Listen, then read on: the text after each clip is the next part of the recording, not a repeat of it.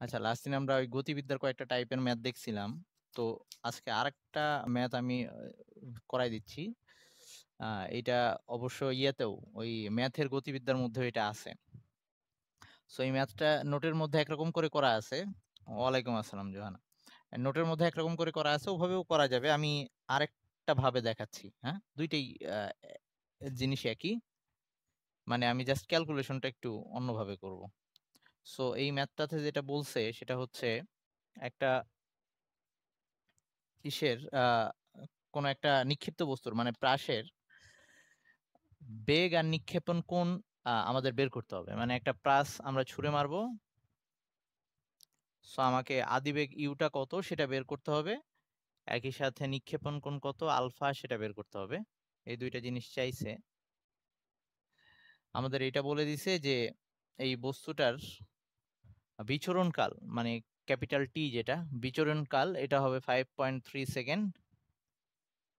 আর এটার যে আনুভূমিক পাল্লা বা অনুভূমিক পাল্লা যেটাই বলি সেটা বলে দিছে, এইটা হবে 79.5 মিটার।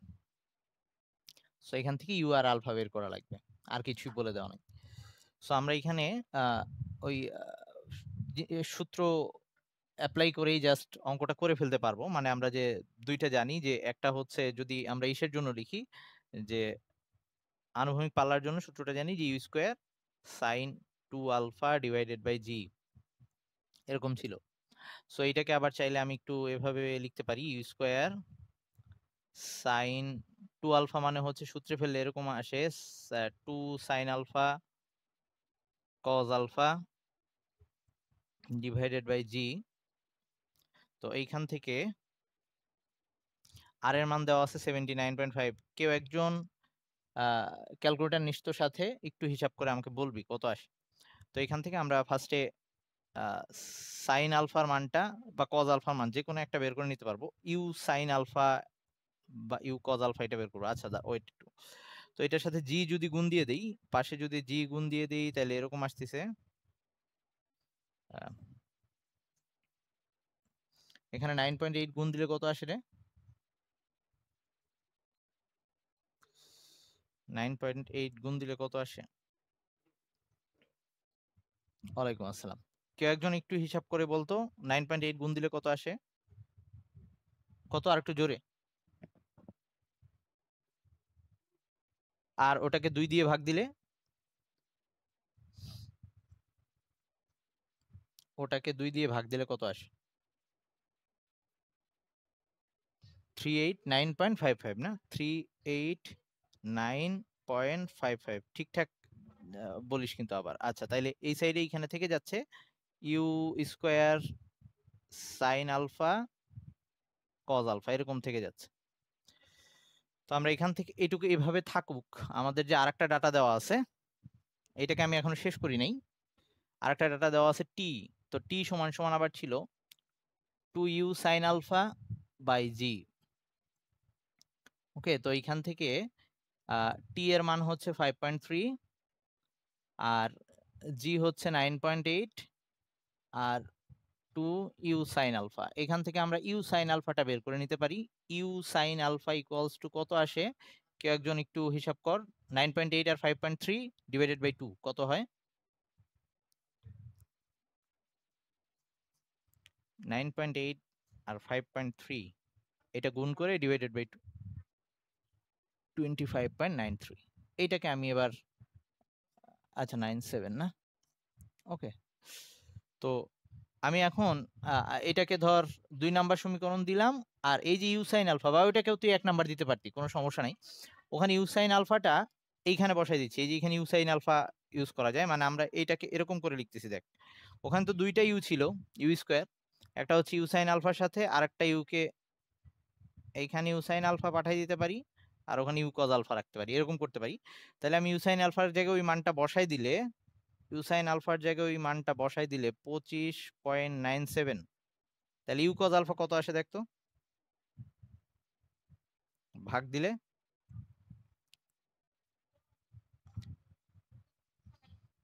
389, 15 point something. আচ্ছা 15 না? ওকে ওকে, ঠিক আছে, তাহলে এটাকে 1 দিলাম।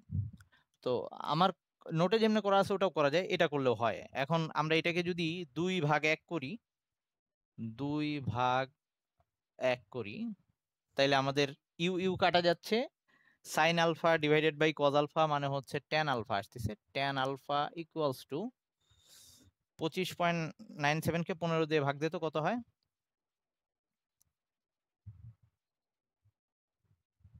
1.73। তাইলে এবার আলফা সমান সমান কত আসে? টেন ইনভার্স 1.73 করলে মনে হয় 60 আসবে, 60 ডিগ্রি। ওকে, হ্যাঁ আচ্ছা, তাইলে আলফা কিন্তু আমাদের 60 ডিগ্রি আসছে, তার মানে এটা 60 ডিগ্রি কোণে নিক্ষেপ করা হয়েছিল। আর ইউ কত আসবে? যে কোনো একটা বসাই দিলে হবে, এখানে বসাই দিলে হবে বা ওইখানে বসাই দিলেও হবে, 1 বা 2 যেটা থেকেই বসাই না কেন 1 হতে। তাইলে ইউ হচ্ছে, ইউ বের করব, cos 60 ইকুয়ালস টু 15। তো এখান থেকে ইউ সমান সমান 30 আসবে বোধহয়, ইউ সমান সমান আসবে 30 মিটার পার সেকেন্ড। ওকে, সো এভাবেই ম্যাথটা আমরা করতে পারি। আবার চাইলে ওই এত কাহিনী করে u sine alpha cos alpha না বের করেও অন্যভাবেও করা যেত। আচ্ছা, তো এখন আমাদের এই হচ্ছে মোটামুটি টোটাল গতিবিদ্যার যত টাইপের ম্যাথ গুলা। আর কিছু এদিক ওদিক থাকতে পারে, ওগুলা তো আর একটু প্র্যাকটিস করবি, প্রবলেম হলে পরে বলিস। আচ্ছা, এইবার আপেক্ষিক বেগ নিয়ে যে কথা বলছিলাম, ওই আপেক্ষিক বেগের 2টা অঙ্ক দেখাচ্ছি।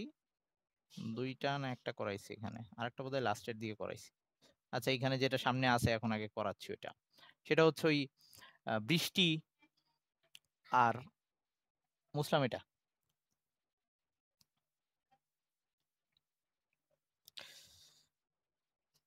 ধর আমরা যখন বৃষ্টি পড়তে দেখি বা নর্মালি যখন আমরা গতিতে আসি, আমরা হাঁটতেছি এরকম, তো তখন আমরা যদি বৃষ্টিতে বৃষ্টিটা আমাদের আহ, আমাদের ছাতাটা সব সময় তখন একটু হেলে ধরতে হয়, কোনো একটা দিকে কোণ করে ধরতে হয়, নাহলে আমরা ভিজে যাই নর্মালি। সো এখানে বাতাসেরও একটা ব্যাপার থাকে, তবে আমরা এখন বাতাসটাকে ইগনোর করতেছি যে বাতাস নাই। তো বাতাস যদি না থাকতো তাহলে নর্মালি বৃষ্টি এরকম সোজাভাবে পড়ার কথা, এবং সোজাভাবেই বৃষ্টি পড়তেছে, এখন আমরা সেটাই চিন্তা করতেছি। কিন্তু আমি ধর গতিতে আছি, আমি হাঁটতেছি অথবা আমি মুভ করতেছি বা দৌড়াচ্ছি, যেটাই হোক, তো তখন আমি যদি ছাতা ইউজ করতে চাই এই বৃষ্টি থেকে মানে যাতে না ভিজি, তাহলে আমার ছাতাটা একটা হেলে হেলে ধরতে হবে ছাতাটাকে। সো এখন এরকমই একটা বলে দেওয়া আছে যে 6 কিলোমিটার পার আওয়ার বেগে, কিলোমিটার 6 কিলোমিটার পার আওয়ার বেগে একটা মানে বৃষ্টি পড়তেছে। তো আহ, একজন 4 কিলোমিটার বেগে, 4 কিলোমিটার পার আওয়ার বেগে একজন হাঁটতিছে। ওকে, তো যে হাঁটতিছে তার বেগটাকে আমি এভাবে দেখাইলাম, 4 কিলোমিটার পার আওয়ার সামনের দিকে যাচ্ছে। সো এখন আমাকে বলা হয়েছে আরেকজনে সাইকেলে হাঁটতেছে, সাইকেলে করে যাচ্ছিল আর কি, সাইকেলে করে যাচ্ছে, তার বেগটা হচ্ছে 8 কিলোমিটার, 8 কিলোমিটার পার আওয়ার বেগে। তার মানে 2টা ব্যাপার বলছে। তো আরেকজন এই একই বৃষ্টির মধ্যে একজনে হেঁটে যাচ্ছে, সে হচ্ছে তো বৃষ্টির বেগ আগের মতোই 6 কিলোমিটার পার আওয়ারই আছে। আর এখানে এবার যে সাইকেলে চড়ে যাচ্ছে সে যাচ্ছে হচ্ছে 8 কিলোমিটার পার আওয়ার বেগে। তো এখন আমাকে বলতেছে যে উভয়ের ছাতা, দুইজনই ছাতা ইউজ করতেছে, তো উভয় ছাতা একই কোণে বাঁকায় রাখে নাই, ডিফারেন্ট কোণে বাঁকায় রাখছে, তো সেটা আমাকে বের করতে বলছে। তো আমাদের ওই আগের রুলটাই অ্যাপ্লাই করবো আমরা আপেক্ষিক বেগের ক্ষেত্রে, যেটা বলছিলাম যে আপেক্ষিক বেগের ক্ষেত্রে আমাদের যার সাপেক্ষে বেগ বের করতে হবে তাকে উল্টায় ফেলবো ফার্স্টে। তাহলে এই ব্যক্তিটার ক্ষেত্রে যদি চিন্তা করি, এই ব্যক্তিটা ও হাঁটতিছে 4 কিলোমিটার পার আওয়ার বেগে সামনের দিকে, তাহলে ওর বেগ হচ্ছে ওইদিকে, এই ওর বেগ ওইদিকে, আর বৃষ্টি পড়তেছে এরকম উলম্ব ভাবে। তাইলে এখন এই লোকটা বৃষ্টিকে কিভাবে পড়তে দেখবে? অ্যাকচুয়ালি সে কি আসলে সোজাই দেখবে? সোজা দেখবে না, সে একটু হেলে দেখবে। সো হেলে কিরকম হেলে দেখবে সেটা যদি আমি বের করতে চাই, তো লোকের সাপেক্ষে বৃষ্টির বেগ আমার বের করা লাগবে। তাইলে এই ভেক্টরটাকে আগে উল্টায় নিব, এই ভেক্টরটাকে আগে আমি উল্টায় ফেললাম। এটা আমরা আপেক্ষিক বেগে পড়ে আসছিলাম। হ্যাঁ, ভেক্টরকে উল্টায় নিলে ওই যে শূন্য হয়ে যাচ্ছে, আমরা যেহেতু একটা সাপেক্ষে বের করব, যার সাপেক্ষে বের করব তাকে শূন্য ধরে বা স্থির ধরে নিব, এরকম ব্যাপার ছিল। সো এটাকে উল্টায় ফেললাম। এবার উল্টায় ফেলার পর এই দুইটা ভেক্টরের লব্ধি করব, এইটা আর এইটার লব্ধি। সো লব্ধি করার নিয়ম কি ছিল? দুইটা ভেক্টরের লব্ধি বের করার নিয়ম ছিল হচ্ছে আমাদের একটা সামান্তরিক আঁকতে হইতো, তারপর ওইটার কর্ণ বের করতে হইতো। তার মানে এখন এই লোকটা বৃষ্টিটাকে এরকম বাঁকা ভাবে পড়তে দেখবে। এই লোকটা যখন সামনে যাচ্ছে বৃষ্টি দেখবে এভাবে বাঁকা ভাবে আসতেছে, তার মানে ওর ছাতাটা এরকম কোণ করে ধরা লাগবে। সো আমরা এই কোণটাকে বের করতে চাই যে সে কত কোণে ছাতাটা ধরবে। তো প্রথম ক্ষেত্রে এই থিটা যদি বের করতে চাই, সো এই ক্ষেত্রে আমাদের ক্যালকুলেশনটা নর্মাল কোনো ওই ভেক্টরের সূত্র টুকরে অ্যাপ্লাই করা লাগতেছে না, নর্মাল আমরা ত্রিকোণমিতি অ্যাপ্লাই করতে পারতেছি, কারণ এটা একটা সমকোণী ত্রিভুজ হয়ে গেছে যেহেতু এটা 90 ডিগ্রি। সো এটা যদি 6 হয়, এটা যদি 4 হয়, সো এটা এখন 4 কিলোমিটার/আওয়ার। সো আমরা এই থিটা বের করব। তো টেন থিটা সমান সমান হচ্ছে লম্ব বাই ভূমি, টেন থিটা সমান সমান লম্ব 4/6। তাহলে এই ক্ষেত্রে থিটা সমান সমান আসবে 33.69 ডিগ্রি। তার মানে লোকটা উলম্বের সাথে 33.69 ডিগ্রি কোণে ছাতা ধরে রাখবে, তাইলে সে পুরোপুরি সেফ থাকতে পারবে। আর এর বেগটা যেহেতু আর একটু বেড়ে গেছে, এর ক্ষেত্রে বৃষ্টি আরো বাঁকা ভাবে আসতে দেখবে। ওকে, সো ওটা একটু দেখি কি অবস্থা। সো এইবার এই ক্ষেত্রে আগের মতোই আগে উল্টায় নেব। সো 8 কিলোমিটার/আওয়ার, মানে এটাকে হচ্ছে আমরা উল্টায় নিছি। তারপরে আবারও সেই সামান্তরিক কমপ্লিট করব, তারপরে আবার কর্ণ বের করব।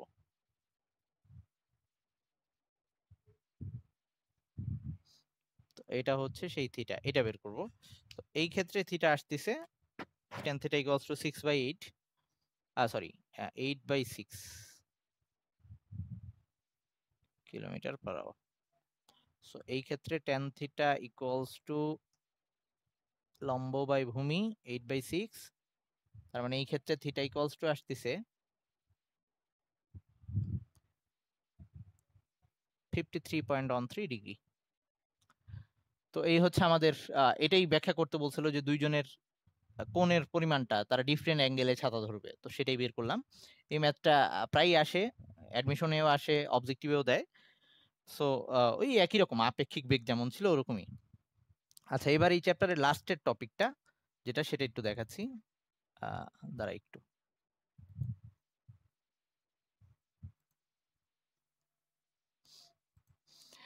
লাস্টের টপিকটা হচ্ছে বৃত্তীয় গতি। বৃত্তীয় গতি হচ্ছে আমরা একটু ওই বোর মডেল পড়তে গিয়ে একটু ছোট করে বলছিলাম। সো বৃত্তীয় গতি ব্যাপারটা হচ্ছে যে আমাদের যখন একটা বস্তু একটা বৃত্তাকার পথে ঘূর্ণায়মান থাকে, তখন তার বেগটাকে আমরা বা গতিটাকে আমরা বৃত্তীয় গতি বলতেছি। কোন একটা নির্দিষ্ট সেন্টারকে কেন্দ্র করে সে ঘুরতে থাকবে। সো এই ক্ষেত্রে সেই বেগের যে আমরা গতির যে রাশিগুলা, যে বেগ, ত্বরণ, সরণ, এইসব ব্যাপারগুলা এখন আমরা কিভাবে এক্সপ্রেস করব সেই জিনিসটা এখন দেখবো আমরা।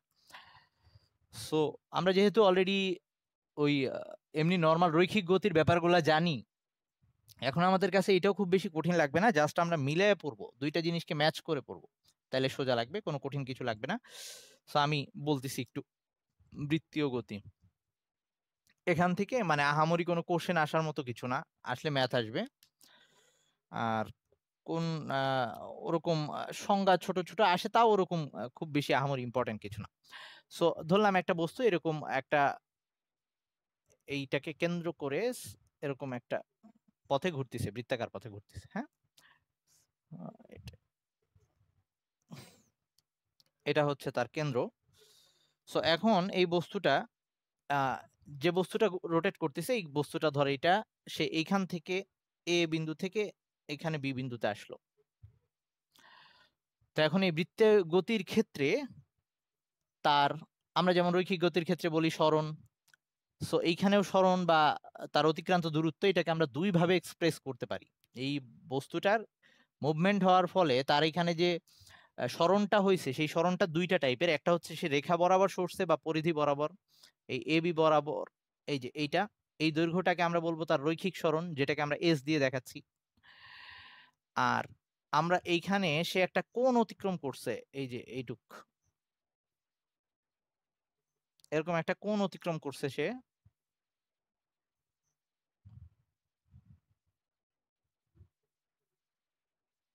এটাকে আমরা কৌণিক সরণ বলবো।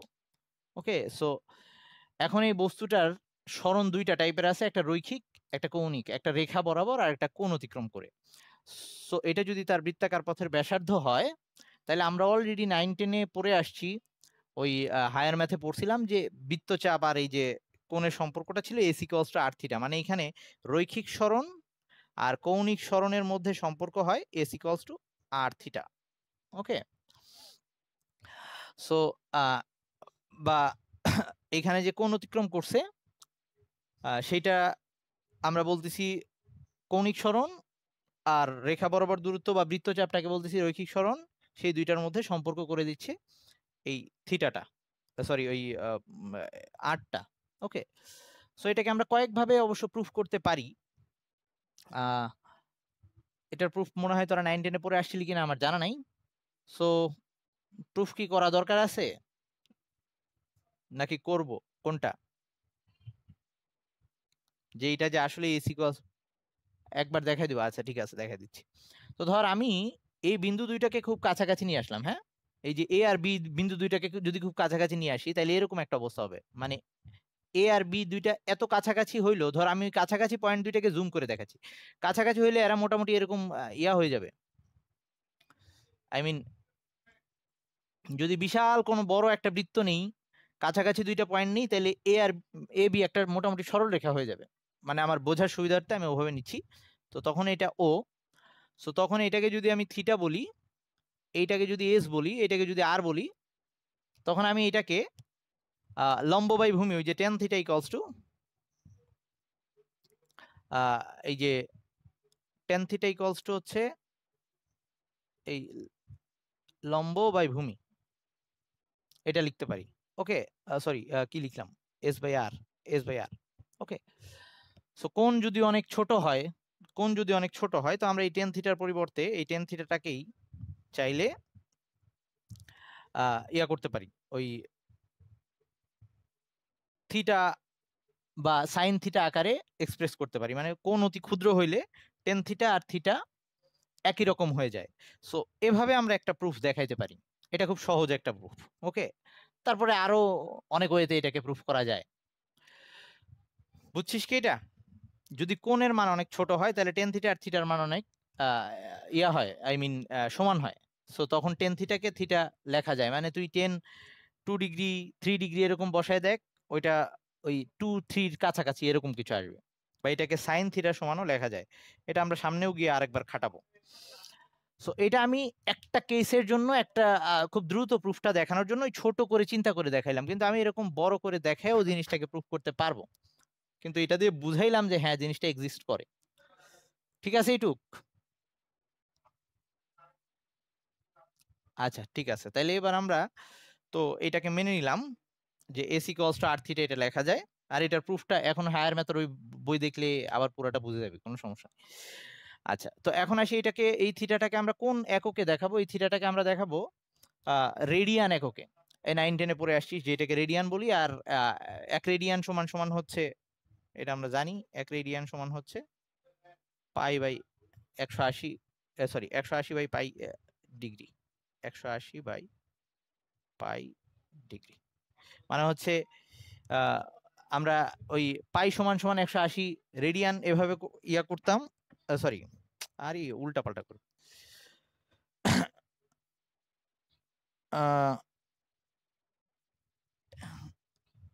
সরি আমি উল্টা লিখছি না রে ভাই, পাই বাই 180 হবে না, পাই বাই 180 হবে, হ্যাঁ 180 হবে, পাই বাই 180। আচ্ছা, এই নোটের মধ্যে মনে হয় ভুল লিখছিস নাকি? না আমি, না আমি রেডিয়ান, হ্যাঁ হ্যাঁ ঠিক আছে ঠিক আছে, আমি ঠিকই লিখছিলাম, হ্যাঁ 1 রেডিয়ান সমান সমান 180 বাই পাই, হ্যাঁ ঠিক আছে।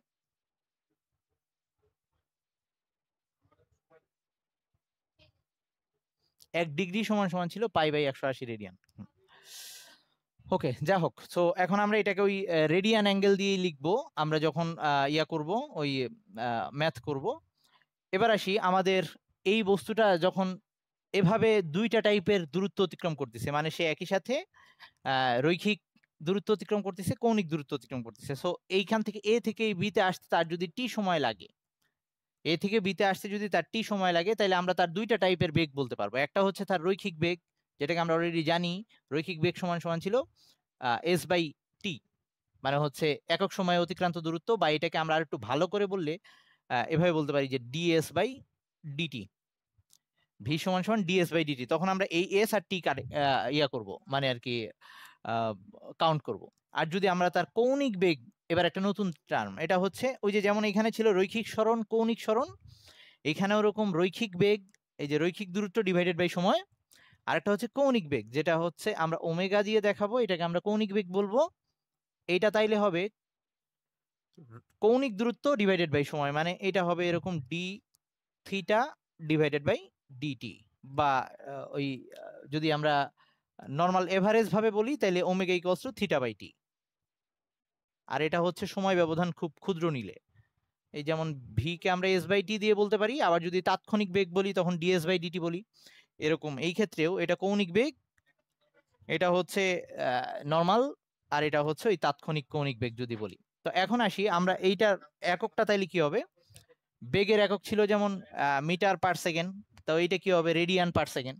সো এটার এককটা হবে রেডিয়ান পার সেকেন্ড, এটার এককটা হবে রেডিয়ান পার সেকেন্ড। কখনো কখনো আমরা এটাকে ওই এভাবেও লেখা হয় আর ইভি পার সেকেন্ড, মানে হচ্ছে রেভুলেশন পার সেকেন্ড, মানে কয়বার ঘুরলো, হ্যাঁ, এভাবে বলা যায়। বা কখনো আর পি এস এভাবেও লেখে।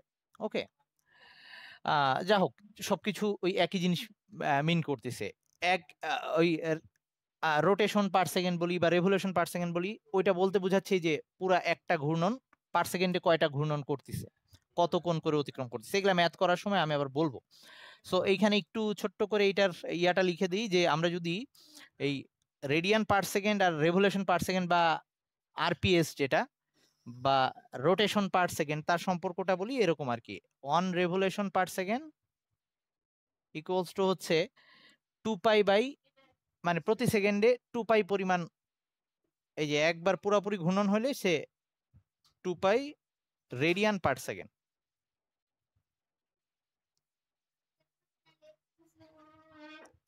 Two pi radian per second, মানে একবার ঘূর্ণন প্রতি সেকেন্ডে, এটা বলতে বোঝাচ্ছে 2 পাই রেডিয়ান পার সেকেন্ড হবে, প্রতি সেকেন্ডে 2 পাই রেডিয়ান করে ঘুরবে।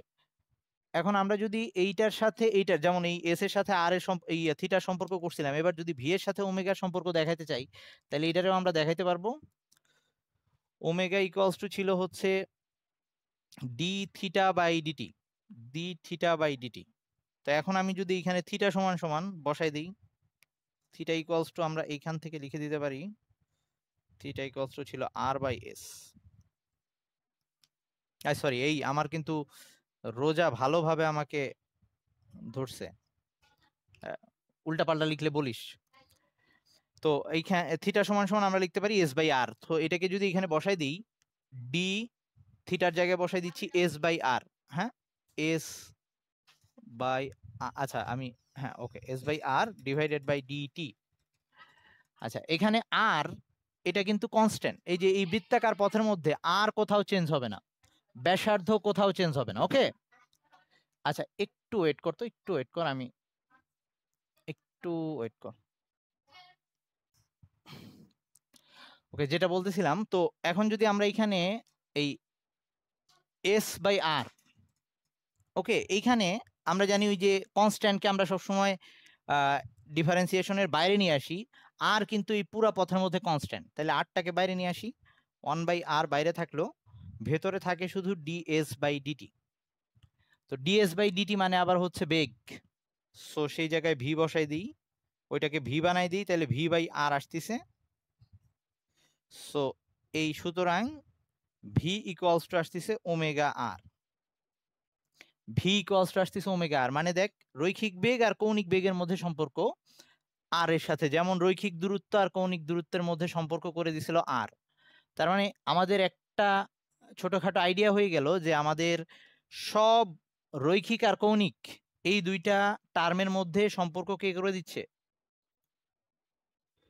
সম্পর্কটা ব্যাসার্ধটা এই সম্পর্কটা করে দিচ্ছে। আচ্ছা, তাইলে এবার আমাদের পরবর্তী টার্মে আমরা চলে যাচ্ছি। আচ্ছা, এখানে একটু একটা কথা বলি যে আমাদের যে জিনিসটা দরকার হবে, আরো কিছু ছোটখাটো টার্ম আমরা একটু মনে রাখবো। সেটা হচ্ছে এই ওমেগাকে, ওমেগা ইকুয়ালস টু যেটা থিটা বাই টি বললাম, এটাকে আমরা আরো কয়েকভাবে বলতে পারি এবং আমাদের অঙ্ক করতে গিয়ে দরকার হবে। এটাকে আমি আরেকটা ভাবে সংজ্ঞা দিতে পারি। যদি আমি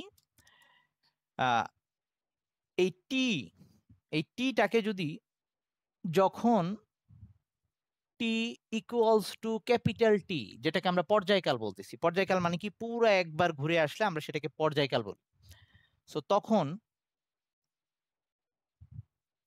থিটা এটা কত হবে, 2 পাই হয়ে যাবে, কারণ পুরা একবার এক পর্যায়কাল অতিক্রম করলে সে 2 পাই পরিমাণ দূরত্ব অতিক্রম করে বা 2 পাই পরিমাণ কোণ অতিক্রম করে। তাহলে সেই ক্ষেত্রে আমরা ওমেগাকে এভাবেও লিখতে পারবো, omega equals to 2 pi by T, তার মানে এটাও সত্য। ওকে, সো আমরা এই সূত্রটাও ইউজ করব দরকার হইলে। আবার আমরা 9-10-এ পড়ে আসছিলাম এফ ইকুয়ালস টু, এই যে পর্যায় কম্পাঙ্ক, কম্পাঙ্ক সমান সমান ছিল 1/t। ওকে, কম্পাঙ্ক সমান সমান ছিল 1/t, মানে পর্যায়কালের বিপরীত ছিল। সো আমরা এই ক্ষেত্রেও এটা করতে পারবো। তাইলে এইখানে আমরা লিখতে পারি 2πf, এটাও লিখতে পারবো। কেউ চাইলে আবার আমরা টি কে পর্যায়কালের আরেকটা সংজ্ঞা ছিল, পর্যায়কালের আরেকটা সংজ্ঞা ছিল, বা হ্যাঁ পর্যায়কালের একটা সংজ্ঞা বা কম্পাঙ্কর একটা সংজ্ঞা ছিল, সেটা হচ্ছে প্রতি সেকেন্ডে কয়বার পূর্ণ কম্পন দিচ্ছে, মানে ব্যাপারটা এরকম ছিল, n/t এটা ছিল, 1 সেকেন্ডে কয়বার কাঁপতেছে, এন দিয়ে আমি কম্পন সংখ্যা বলতেছি, 1 সেকেন্ডে কয়বার করে পুরা রোটেট করতেছে। তাইলে সেভাবে যদি লিখতে চাই, তাহলে এটাকে আবার লেখা যাবে 2π, এই এফ এর জায়গায় বসাই দিচ্ছি n/t, মানে এটাকে n/t এভাবেও লিখতে পারবো। ওকে, তার মানে আমরা এই থিটাটাকে, ওমেগাটাকে আমরা কয়েকভাবে এক্সপ্রেস করতে পারতেছি। সেটাকে আমরা কখনো omega equals to D theta by DT লিখতে পারতেছি, omega equals to theta by T লিখতে পারতেছি, 2π/t লিখতে পারতেছি, 2πf লিখতে পারতেছি, 2πn/t লিখতে পারতেছি। সো এগুলো আমরা সামনে ওই সবগুলো সূত্রকে আবার একসাথে করে দেওয়া আছে। ম্যাথের ক্ষেত্রে আমরা যখন আমাদের যেইটা দরকার হবে সেইভাবে ইউজ করব আর কি। আচ্ছা, এইবার ওকে, আরেকটা ব্যাপার, এবার আসি এই ভি ইকুয়ালস টু ওমেগা আর। একটু আগে এস ইকুয়ালস টু যখন আর থিটা বলছি, আচ্ছা s equals to r theta বাদ দিই, এই ভি ওমেগা হচ্ছে একটা, ওমেগা একটা কৌণিক বেগ, ওমেগার পরিচয়টা হচ্ছে কৌণিক বেগ। সো এখন এই কৌণিক বেগ এটা একটা ভেক্টর রাশি, ভিও একটা ভেক্টর রাশি, আর আর হচ্ছে ব্যাসার্ধ বা এই যে রেডিয়াস ভেক্টর বা হচ্ছে আরো ব্যাসার্ধ ভেক্টর যেটা, বা অবস্থান ভেক্টর বলতে পারি, এই যে এ বিন্দুর অবস্থান ভেক্টর, বি বিন্দুর অবস্থান ভেক্টর, মানে অবস্থান ভেক্টরটা মুভ করতেছে। তাইলে আমরা এইটুকু বুঝতে পারলাম যে ভি একটা ভেক্টর রাশি, ওমেগা একটা ভেক্টর রাশি, কৌণিক বেগ, বেগ মানে ভেক্টর রাশি, আর যেটা রেডিয়াস ভেক্টর সেটাও একটা ভেক্টর রাশি। তার মানে এখানে দুইটা ভেক্টর রাশি গুণফলে আর একটা নতুন ভেক্টর রাশি আসছে। তার মানে আমি যদি এটাকে ভেক্টর ফর্মে লিখতে যাই, তাহলে সেক্ষেত্রে আমাকে এই ভি ভেক্টর ফর্মে লিখলে আমার দুইটা অপশন আছে, হয় ওমেগা ক্রস আর হবে, কারণ দুইটা ভেক্টরের ক্রস গুণনে নতুন আরেকটা ভেক্টর রাশি পাওয়া যায়, অথবা আর ক্রস ওমেগা হবে। এখন আমি কোনটাকে নিব, যে কোনো একটা ঠিক, কারণ ভেক্টর রাশির ওই যে আগে পরে নিলে আবার দিক চেঞ্জ হয়ে যেত, ক্রস গুণনের ক্ষেত্রে আগে পরে রাখা এটা কিন্তু মেটার করতো। সো আমরা এটা বাস্তবের সাথে এবার মিলাই নেব, বাস্তবের সাথে ম্যাচ করে নিব, যে তার মানে এই পর্যন্ত আমরা থিওরিটিক্যালি বুঝলাম যে ভি বের করতে হলে ওমেগার সাথে আর গুণ করতে হবে, এই ব্যাপারে কোনো সন্দেহ নাই। কিন্তু সেটাকে আমি যদি ভেক্টর রাশি হিসেবে মিলাইতে চাই, কাকে আগে লিখবো কাকে পরে লিখবো, সেটা আমি এখন বাস্তবের সাথে মিলাই নেব। কিভাবে বাস্তবের সাথে মিলাবো? ধর আমার যদি ফ্যান ঘুরতেছে এখন, ওকে ফ্যান ঘুরতেছে, সো ফ্যানটা যদি হুট করে ছিঁড়ে যায় বা ওখান থেকে খুলে আসে, তাহলে ফ্যানটা কিন্তু নিচের দিকে পড়বে, উপরের দিকে যাবে না। তার মানে ফ্যানের যে কৌণিক বেগ, এটাকে আমরা কৌণিক বেগ বলতেছি। অথবা ফ্যানের বাতাসের কথা যদি বলি, ফ্যানের বাতাসটা নিচের দিকে আসতেছে, উপরের দিকে আসতেছে না। ফ্যানের কৌণিক বেগটা নিচের দিকে। ওকে, অথবা ধর এটাই ফ্যান চিন্তা কর, এটা হচ্ছে ফ্যানের পাখা, সেটা ঘুরতেছে, বাতাসটাই সামনের দিকে আসবে, ওটাই কৌণিক বেগ। ওকে, সো এখন আমরা এই জিনিসটাকে বাস্তবের সাথে মিলাই যে এইখানে কোনটা করলে বাতাসটা বাইরের দিকে আসে সেটা একটু দেখার চেষ্টা করি। তাইলে আমাদের ধর এটা হচ্ছে পাখাটা, সো পাখার পজিশন এখান থেকে ওখানে যাচ্ছে, সো পাখার কিন্তু একটা রৈখিক বেগ আছে। রৈখিক বেগ আমরা কিভাবে বের করি? রৈখিক বেগ বের করতে হয় বৃত্তাকার পথের স্পর্শক বরাবর। সো এই বিন্দুতে পাখাটার বেগটা হচ্ছে এরকম স্পর্শক বরাবর উপরের দিকে, এইটা হচ্ছে ভি। তো এই বিন্দুতে যদি ভি এর দিক ওই দিকে হয়, তাইলে আমি এখন এই ইয়া করব, মানে আর কি এই ওমেগার সাথে, ওমেগা হয় বাইরের দিকে হবে না ভিতরের দিকে হবে, ওই যে বাতাসটা হয় ভিতরে আসবে নাহলে বাইরের দিকে যাবে। কারণ আমরা জানি একটা ভেক্টর গুণফল, দুইটা ভেক্টরের গুণ করে নতুন যে ভেক্টর আসে, এইটার উপরে নিচে দুইটা দিকে থাকতো, এরকম একটা ব্যাপার ছিল। সো আমরা বাস্তবের সাথে একটু মিলাইতে চাই। কিভাবে মিলাইতে চাই? আমরা এই ওমেগা, এই বাতাসটা কৌণিক বেগের দিক, সেটা এই দিকে অথবা ভিতরের দিকে হবে। আমরা দুই দিকে ধরেই এইটার সাথে মিলাই দেখি যে ভিটা আসলে ওই দিকে হয় কিনা। তাহলে আমি বাস্তবের সাথে মিলাই, বাস্তবের সাথে মিলাই দেখতেছি ওমেগা হচ্ছে বাইরের দিকে আসার কথা, মানে কৌণিক বেগটা বাইরের দিকে আসার কথা। সো আমি এটা দিয়ে ওই ওমেগা বুঝাচ্ছি, এই যে ওমেগা বা বাতাসের দিকটা সেটা বাইরের দিকে, এটা হচ্ছে আর। আমি এখন এই ভেক্টর আর এই ভেক্টরটার দুইটা ভাবে ক্রস গুণ করব। এভাবে করব, একবার ওমেগাকে প্রথমে নিয়ে একবার করব, আরেকবার ওমেগাকে পরে রেখে করব। কোনটার সাথে এই ভি মিলে যায় সেটা দেখব। তাহলে এটাই তো বাস্তবের সাথে সত্য। তাহলে আমি ফার্স্টে ওমেগা থেকে আর এর দিকে যেটা করি এটাতেই মিলে যাবে। আমাদের ডানহাতি স্ক্রু নিয়ম বা ওই ভেক্টরের ক্রস গুণনের নিয়ম ছিল প্রথম ভেক্টর বরাবর ডান হাত রাখতে হয়। আমি প্রথম ভেক্টর বরাবর ডান হাতকে রাখলাম, দ্বিতীয় ভেক্টর আর এর দিকে ডান হাতটাকে মুষ্টিবদ্ধ করতে হয়, আমি মুষ্টিবদ্ধ করলাম। তাতে বৃদ্ধাঙ্গুল উপরের দিকে, দেখ ভি এর সাথে আমার মিলছে, আমার বাস্তবের সাথে এই ব্যাপারটা মিলে গেছে। আর আমি যদি আর কে আগে রাখি, তাইলে আর এর দিক বরাবর আমি ভেক্টর রাখবো, মানে সরি এখন আমার জিনিসটা হয়ে যাচ্ছে, হ্যাঁ আর এর দিক বরাবর ভেক্টর রাখবো, তারপরে হচ্ছে ডান হাত রাখবো। আমি কি ঠিক মতো রাখছি? হ্যাঁ ঠিক আছে। আর এর দিক বরাবর রেখে এভাবে রাখতে হবে আমাকে, আর এর দিক বরাবর রেখে তারপরে হচ্ছে ওই এইটার দিকে আসবো, আই মিন ওমেগার দিকে আসবো, সরি ওমেগা না, হ্যাঁ ওমেগার দিকে আসবো, আর থেকে ওমেগার দিকে আসবো। তো আর থেকে ওমেগার দিকে যদি আসি তাহলে এরকম আসতেছে, আর ওমেগার দিকে আসলে নিচের দিক মিন করতেছে, মানে ভিটা তখন বাস্তবের সাথে মিলতেছে না। সো আমরা সবসময় একটা ভেক্টর রাশির লাস্টের এই পোরশনটা, যে ক্রস গুণের ক্ষেত্রে এটা কি আগে হবে না পরে হবে, সেটা কিন্তু বাস্তবের সাথে মিলিয়ে দেখি। সো এখানে আমরা বাস্তবের সাথে মিলিয়ে দেখতে পারতেছি এটাই অ্যাকচুয়ালি ঠিক হচ্ছে। So V equals to omega R, I mean ওমেগাকে যদি আমি ভেক্টর ফর্মে লিখি তাহলে ওমেগা আগে হবে, আর যদি আমি এরকম ইয়া ফর্মে লিখি, আই মিন ভেক্টর ছাড়া লিখি, নর্মাল মান দিয়ে লিখি, তখন কাকে আগে লিখলাম পরে লিখলাম কিচ্ছু আসে যায় না। এইটা কি কারো কাছে খুব বেশি পেইন লাগলো? যদি লাগে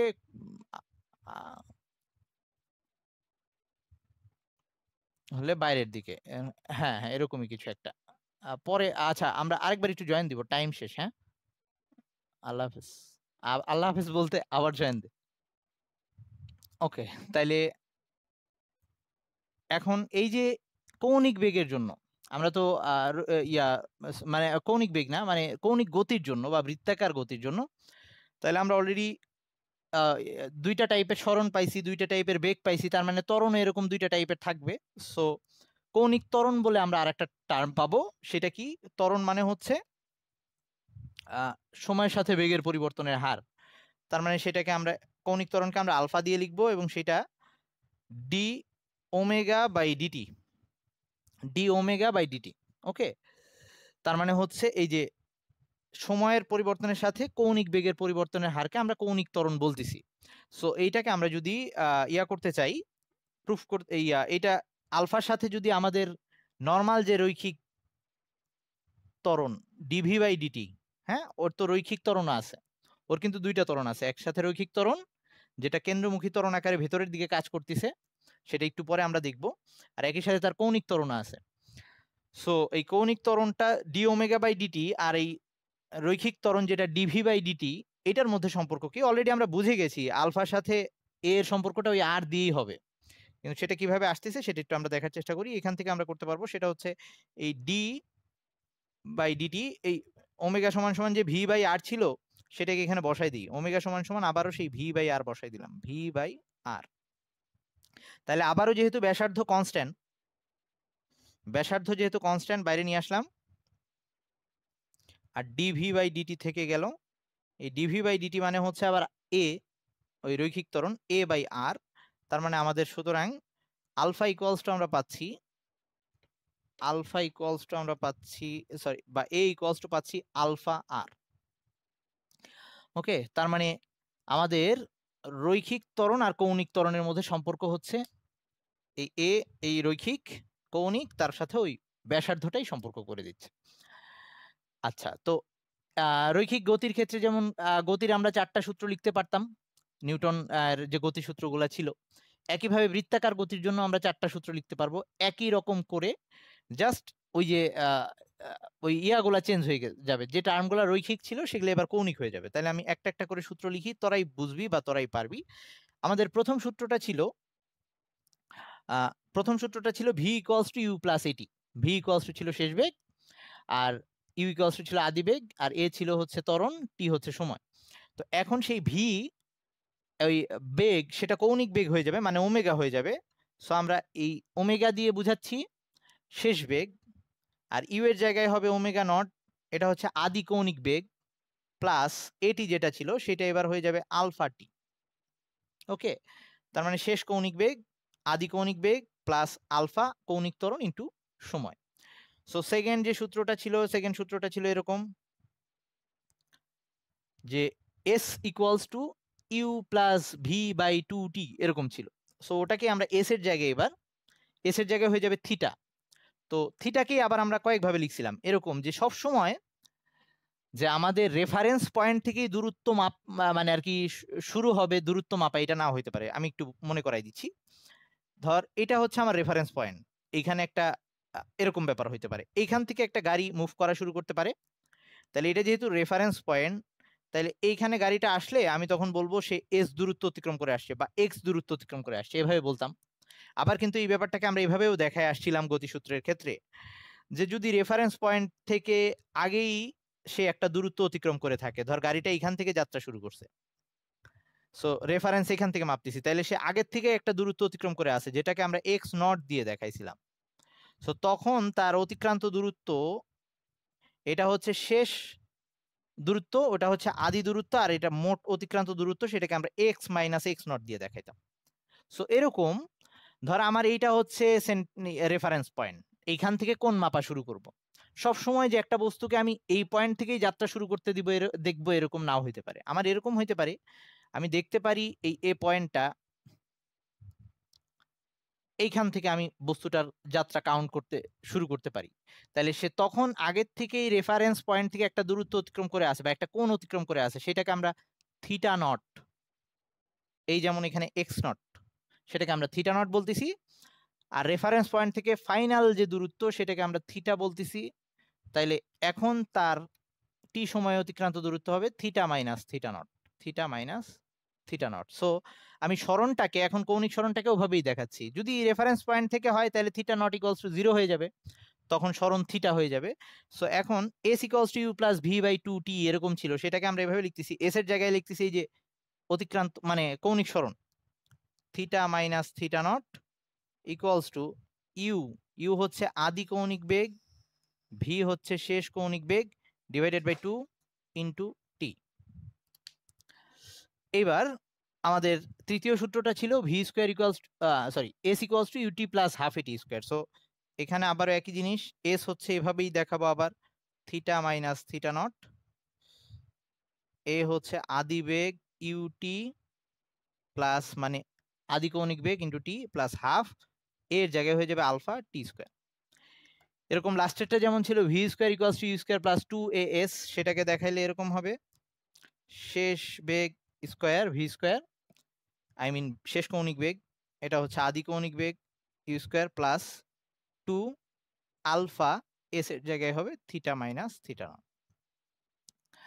এখন আমরা আমাদের প্রয়োজনে আচ্ছা কি বলতে চাইছি ভুলে গেছি।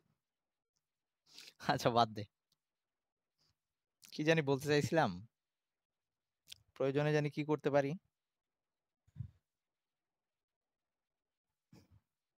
আচ্ছা আবার মনে আসলে বলবো। ওকে, তো এইবার একটা টার্ম, সেটা হচ্ছে কেন্দ্রমুখী ত্বরণ। ওই যে বললাম এই বৃত্তাকার পথে যখন ঘুরতেছে ওর একটা ত্বরণ আছে, কিন্তু ওর ত্বরণটা একটু ডিফারেন্ট ত্বরণ। কারণ একটা বস্তুর ত্বরণ হইতে পারে আহ তিনটা ওয়েতে। আমরা যখন প্রথম দিকে একদম বেসিক জিনিসগুলো পড়ছিলাম তখন বলছিলাম।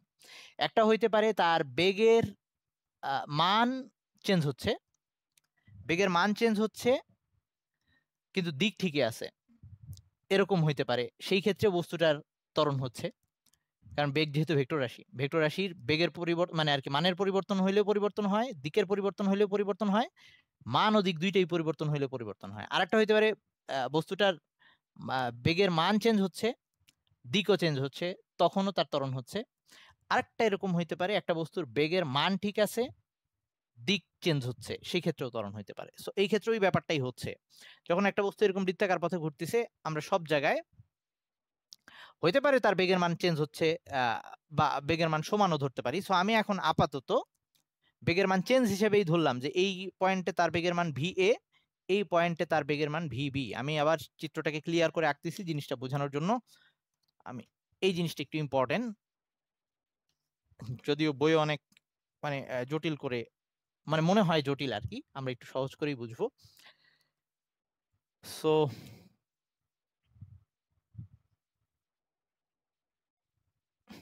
ধর, আচ্ছা এটা হচ্ছে আমরা এখন পড়তে যাচ্ছি আহ কেন্দ্রমুখী ত্বরণ। হ্যাঁ, কেন্দ্রমুখী ত্বরণ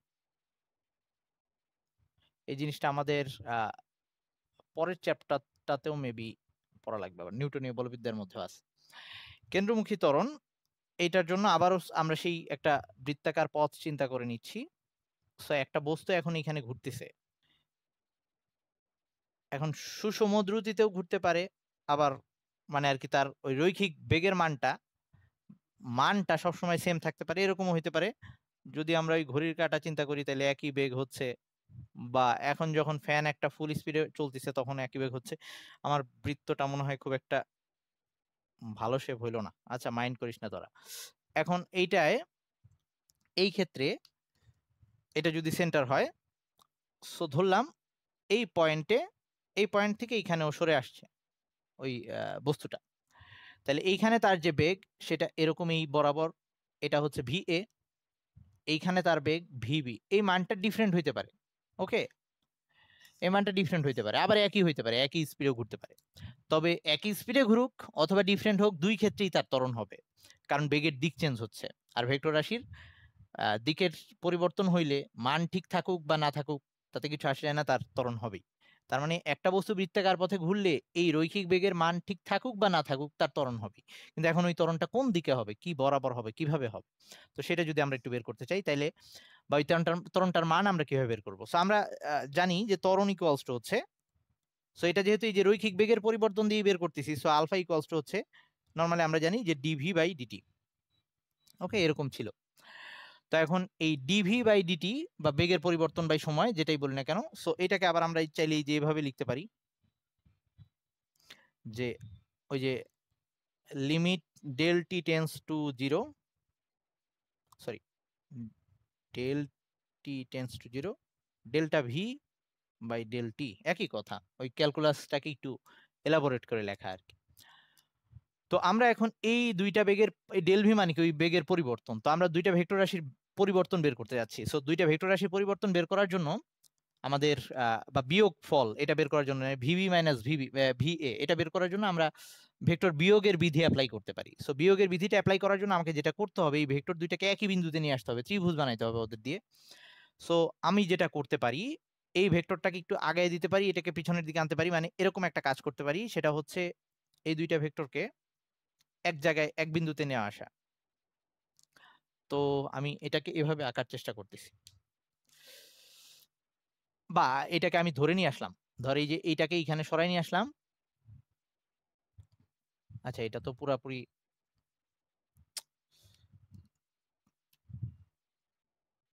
এটা পুরোপুরি লম্ব বরাবরই থাকার কথা, এরকম হইলো। আর এইটাকে আমি সরাই নিয়ে আসবো, এটাকে সরাই এইখানে নিয়ে আসলাম, এই যে এটাকে প্যারালাল করে এখানে নিয়ে আসলাম। হ্যাঁ, সো এটা হচ্ছে VA আর এটা হচ্ছে VB। সো ভেক্টর বিয়োগের নিয়ম অনুযায়ী আমাদের এই যে এইটা হওয়ার কথা ডেল ভি। ওকে, ভিবি মাইনাস VA, এইটা হওয়ার কথা ভিবি মাইনাস VA। সবাই তো এটুক বুঝতেছিস?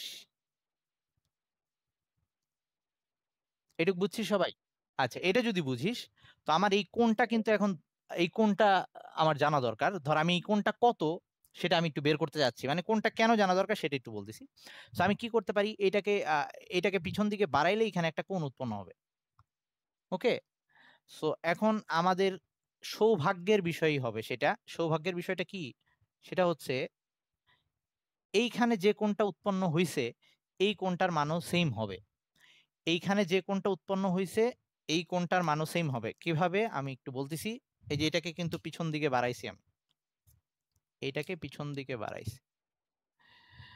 দেখ, এইটা যদি ইয়া হয়, আই মিন থিটা হয়, আর এইখানে যে কোণটা উৎপন্ন হয়েছে এই যে এইখানে, এটা একটা চতুর্ভুজ কিন্তু, এইখানে যে কোণটা উৎপন্ন হয়েছে এই কোণটা যদি এক্স হয়, তাহলে আমি এক্স প্লাস থিটা, একটা চতুর্ভুজের দুই বিপরীত কোণ, এক্স প্লাস থিটা, এইটা সমান সমান 180 ডিগ্রি, এটা বলতে পারি। আবার এই যে এইটা প্লাস এইটা, মানে এইটাকে যদি আমি এখন অয় বলি, তাইলে অয় প্লাস এক্স, অয় প্লাস এক্স, এটাও ইকুয়ালস টু কিন্তু 180 ডিগ্রি হবে, কারণ ওইটা এক সরল কোণ হয়েছে। তাহলে এখান থেকে ওই যে আমরা যদি দুইটা যেহেতু সমান, তার মানে x plus theta equals to y plus x, x x কাটা গেলে থিটা ইকুয়ালস টু ওয়াই হয়ে যাচ্ছে।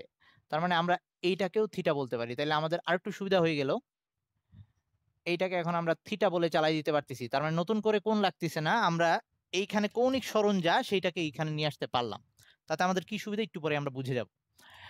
এবং আরেকটা ব্যাপার দেখ, আরেকটা ব্যাপার হচ্ছে যদি কোণ অতি ক্ষুদ্র হয়, যদি কোণ অতি ক্ষুদ্র হয়, মানে এই থিটার মান অতি ক্ষুদ্র হয়, তাইলে এই দুইটা বিন্দু খুব কাছাকাছি হবে, এ আর বি অনেক কাছাকাছি হবে। আর এ আর বি অনেক কাছাকাছি হইলে, আই মিন সময় ব্যবধান যখন শূন্যের কাছাকাছি, তখন এই ভিএ আর ভিবি প্রায় সমান, মানে ওর মধ্যে চেঞ্জ হওয়ার সুযোগ পায় নাই, যদি এরকম ধরি। তার মানে যখন del T tends to zero, আর এ আর বা থিটা, এবং মানে আর কি, তখন থিটাকেও আমি বলতে পারি, আমার নেট ঠিকঠাক মতো দেখতেছিস তো তোরা?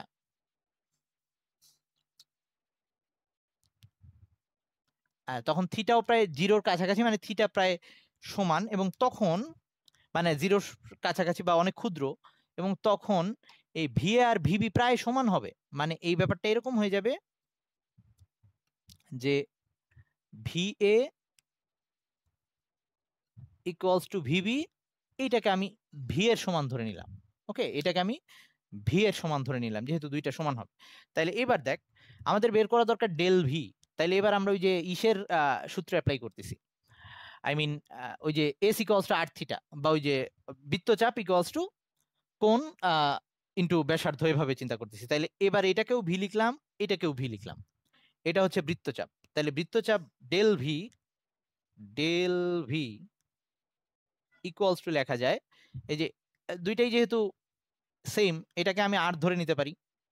ওকে, এই বৃত্তাকার ব্যাসার্ধের পথ না কিন্তু, এই যে এই ক্ষেত্রে মানে এটা হচ্ছে ভি থিটা লেখা যায়, বা এটাকে আমরা ডেল থিটা বলতে পারি। কোণের পরিবর্তনটাকে ডেল থিটা দিয়ে দেখাইলাম। হ্যাঁ, মানে আমরা একটু পরে সূত্রে আসবো, তো এই জিনিসটাকে ডেল থিটা দিয়ে দেখালাম, একই কথা, খুব অল্প পরিবর্তন, del theta tends to zero, del theta. So এখন এইটা চলে আসতেছে এরকম, del theta, del v equals to লেখা যায় ভি ডেল থিটা। কিভাবে বের করলাম? যে ওই যে S equals to r theta, সেটা দিয়ে করছি। এখন এটাকে এখানে বসাই দিই, এখানে বসাই দিলে এরকম আসতেছে।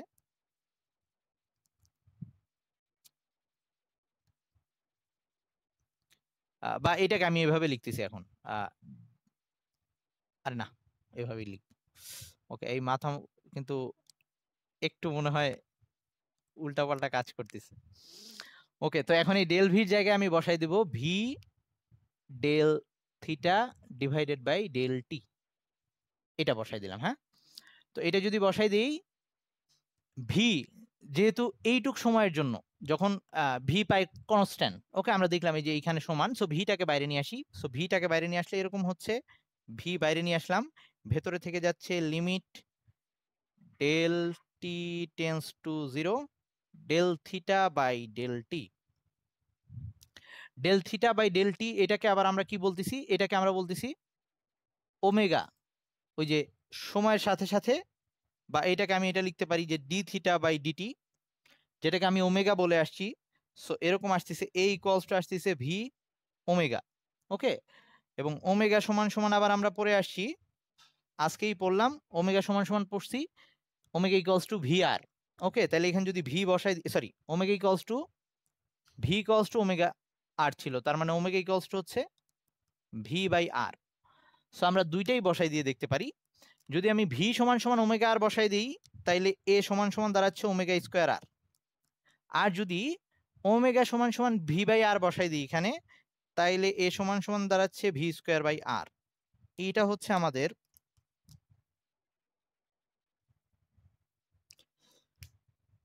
এটা হচ্ছে আমাদের কৌণিক, সরি, কৌণিক বেগের ক্ষেত্রে বা বৃত্তাকার কৌণিক গতির ক্ষেত্রে বা বৃত্তাকার পথে ঘূর্ণায়মান বস্তুর ক্ষেত্রে রৈখিক ত্বরণ, এটা রেখা বরাবর কাজ করতেছে, এবং এটা কোন রেখা বরাবর কাজ করতেছে, কেন্দ্র বরাবর, মানে ব্যাসার্ধ বরাবর ভেতরের দিকে এই ত্বরণটা কাজ করতেছে। ওকে, এই ত্বরণটাকে আমরা বলি কেন্দ্রমুখী ত্বরণ। এবং এইটা যেহেতু ভেতরের দিকে কাজ করতেছে, আর আর কে আমরা বলছিলাম কি, আর কে বলছিলাম রেডিয়াস ভেক্টর, মানে অবস্থান ভেক্টর, মানে এই সেন্টার থেকে এ বিন্দুর অবস্থান, বি বিন্দুর অবস্থান, এগুলাকে বোঝাচ্ছে। তাইলে এ যেহেতু ভিতরের দিকে কাজ করতেছে, এর দিক ভিতরের দিকে, আর আর এর দিক বাইরের দিকে, তাইলে আমরা যদি এটাকে ভেক্টর ফর্মে লিখতে চাই, তাহলে আমাকে এভাবে লিখতে হবে, এ ইকুয়ালস টু আর, হ্যাঁ ভাইয়া, আচ্ছা সরি, কোনটা উল্টা লিখছি ভাইয়া,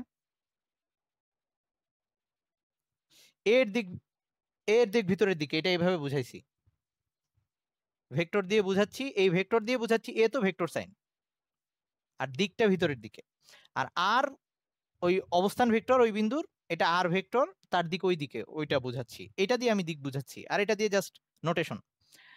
তাহলে এই যে এ আর আর এর দিক বিপরীত দিকে, কিন্তু এ যেদিকে আর তার বিপরীত দিকে, তাহলে এইখানে আমরা একটা মাইনাস সাইন দিব, মাইনাস দিয়ে ভেক্টরের দিক বিপরীত বুঝাই আমরা। সো এই ক্ষেত্রেও এটা লিখতে গেলেও আমরা এই ক্ষেত্রে A equals to minus V square by R লিখবো। ওকে, যখন আমাদের ভেক্টর ফর্মে লেখা দরকার হবে।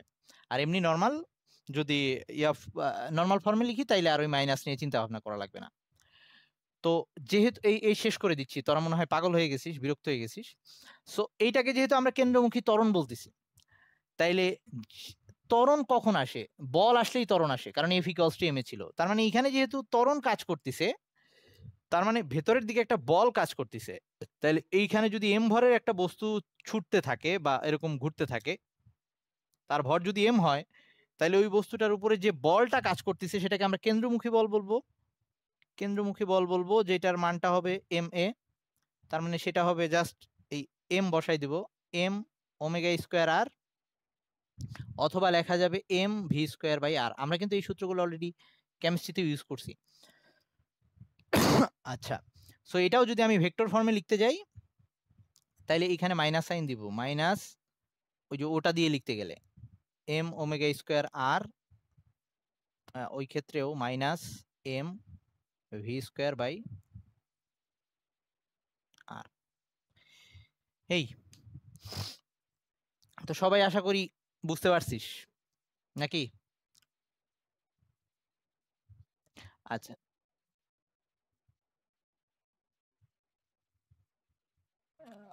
মানে আর বাইরের দিকে তো এমনি বোঝা যাচ্ছে, কারণ আমরা আর এর পরিচয়টাই দিচ্ছি অবস্থান ভেক্টর বলে, আর অবস্থান ভেক্টর সবসময় সেন্টার থেকে শুরু হয়। তো আমি ওই বিন্দুটার এর অবস্থান মাপতে গেলে ওই দিকে যাইতে হচ্ছে না, সো আর বাইরের দিকে।